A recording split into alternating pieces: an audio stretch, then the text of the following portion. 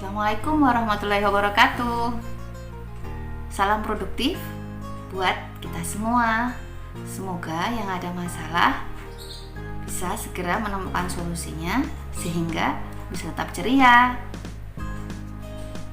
Hari ini Bu Ardin ingin sharing terkait mata kuliah yang Bu Ardin ampu, yaitu Trend in Computer Science Research. Mata kuliah ini bobotnya 3 SKS yang diambil oleh teman-teman mahasiswa dari Universitas Muhammadiyah Magelang semester 6. Semoga setelah nanti teman-teman dengar cerita dari Bu Ardin, semoga dapat insight ya, dapat sesuatu yang bisa membuat teman-teman termotivasi, semakin semangat dan terus belajar. Karena belajar itu sepanjang hidup kita. Ada beberapa hal yang penting yang ingin Bu Ardin sampaikan untuk mata kuliah ini. Mata kuliah Trend in Computer Science Research dengan 3 SKS ini, harapannya teman-teman mahasiswa semua bisa semakin tahu dan semakin mengenal topik-topik yang ada pada software engineering, artificial intelligence, networking, dan Internet of Things. 3 bidang ini semuanya kita laksanakan adanya webinar sehingga teman-teman bisa langsung mendengar dari para praktisi masing-masing bidang. Dengan webinar yang ada, teman-teman bisa tahu ada topik apa saja sih yang sedang tren, sehingga saat teman-teman ingin melakukan penelitian atau skripsi, teman-teman tidak akan kebingungan yang mana ya yang cocok untuk aku, yang mana ya yang sesuai dengan gayaku, yang mana ya yang bisa buat aku lulus cepat. Nah, itu yang utama. Setelah teman-teman memilih, oh yang ini nih yang cocok untuk aku, maka di mata kuliah ini teman-teman akan didampingi oleh dosen pengampu, yaitu Pak Nuryanto, Bu Ardin, saya sendiri, dan Bu Pristi, untuk bagaimana sih menulis ide atau gagasan yang ada di kepala kita, kemudian kita tuangkan menjadi sebuah naskah. Sebuah naskah yang layak untuk dibaca, sebuah naskah yang layak untuk kita ajukan sebagai sebuah karya akhir untuk mendapatkan gelar sarjana. Siapa coba yang gak mau dapat gelar sarjana? Pasti mau ya, apalagi teman-teman sudah menempuh 144 SKS dalam waktu 3-5 tahun. Dan itu waktu yang tidaklah sedikit, bukan waktu juga yang pendek. Jangan sampai ya teman-teman jadi tidak tahu apa ya judul yang cocok untuk aku. Ada beberapa manfaat yang bisa teman-teman ambil dari mata kuliah ini. Yang pertama, mata kuliah ini sangat mudah untuk bisa mendapatkan nilai baik, bahkan sangat baik. Di mata kuliah ini yang utama adalah bagaimana teman-teman men-trigger diri sendiri sehingga teman-teman itu mau untuk mengerjakan, mau untuk menyelesaikan tugas-tugas, dan mau untuk berusaha. Lepas semua hambatan, lepas semua kendala, karena utamanya adalah masa depan teman-teman semua. Setelah teman-teman mendengarkan webinar yang ada, dengan proses juga teman-teman didampingi oleh 3 dosen pengampu, teman-teman akan mudah untuk menuangkan ide dan gagasan bagaimana saat meneliti sebuah topik yang teman-teman suka. Bagaimana akhirnya ide-ide dan gagasan yang ada teman-teman tuangkan dalam sebuah naskah, dalam sebuah dokumen yang layak untuk dibaca, layak untuk dijadikan penelitian, untuk mendapatkan gelar sarjana. Teman-teman akan didampingi secara intens sehingga teman-teman memiliki kesempatan untuk bisa lulus 7 semester atau 3,5 tahun. Karena teman-teman sudah memulai terlebih dahulu, memulai lebih awal untuk mengerjakan penelitian atau mengerjakan skripsi. Dan di sini dosen pengampu mata kuliah Trend in Computer Science Research akan mendampingi teman-teman sampai teman-teman mendapatkan jurnal terbaik untuk dijadikan penelitian relevan, penelitian teman-teman semua.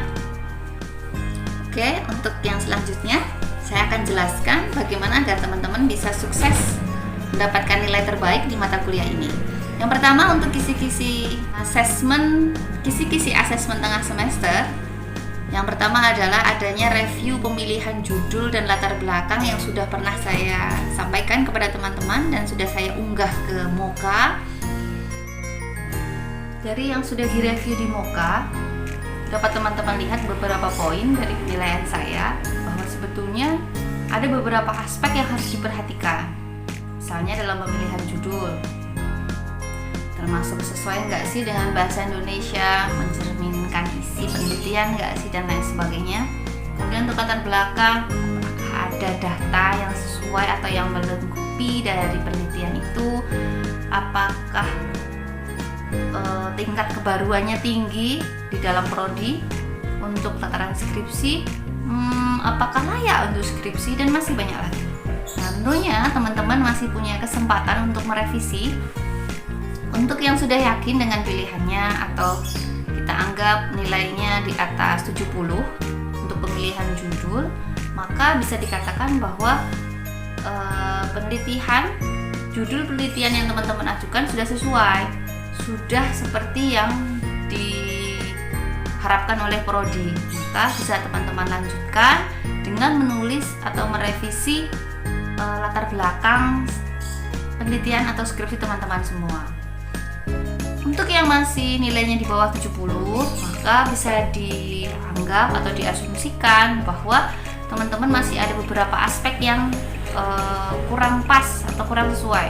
Seperti kita tahu, jumlah poinnya masing-masing dari angka 1 sampai angka 5. Angka 1 sangat tidak sesuai, angka 5 sangat sesuai. Jika teman-teman menemukan untuk yang nilainya di bawah 70, beberapa aspek poinnya di bawah angka 4, bisa angka 1, angka 2, atau angka 3, tentunya ini harusnya menjadi perhatian teman-teman semua. Kenapa ya? Kok masih rendah ya nilainya? Harus kutambahin apa nih? Mungkin cari sinonim yang sesuai untuk pemilihan bahasa Indonesia, atau mungkin tambahkan metode, tambahkan cara penyelesaian masalah, atau memang saya nggak nyebutin studi kasus ya. Nah, silahkan ditambahkan. Dan tentunya hal ini sah-sah aja untuk yang ingin mengganti judul atau ingin mengganti studi kasus maksud saya. Nah, untuk penilaian UTS ini nanti akan dinilai lagi dari awal, sehingga kita akan melihat proses yang telah dilalui oleh teman-teman semua. Apakah judulnya ada perubahan, semakin baik atau tidak, dan tentunya nilainya juga akan semakin meningkat. Kemudian latar belakangnya dalam menulis apakah semakin detail dan lain sebagainya. Nah, di sini teman-teman bisa unggah di Moka maksimal hari Sabtu tanggal 12 Juni 2021 sebelum jam 3 sore. Setelah jam 3 sore, bagi teman-teman yang mengunggah tetap akan diterima oleh dosen pengampu mata kuliah. Namun ya biasalah ada pengurangan nilai, penalti ya. Itu sebagai bentuk apresiasi bagi teman-teman yang sudah disiplin, sudah taat mengumpulkan sebelum waktu tenggat, dan yang sudah senggat ya biasalah kita harus beri penalti lah, biar memahami bahwa yang namanya apresiasi itu luar biasa.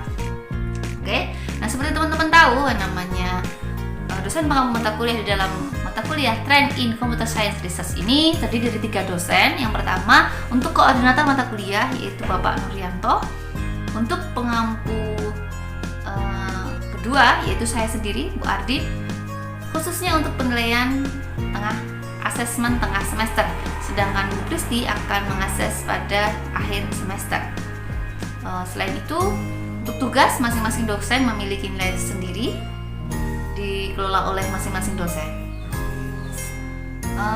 Untuk teman-teman yang masih kesulitan, bagaimana ya biar saya fix dengan topik ataupun judul skripsi yang akan saya kerjakan, skripsi untuk semester ini, bisa cek di video saya yang lainnya, khususnya untuk tips anti gagal memilih judul skripsi.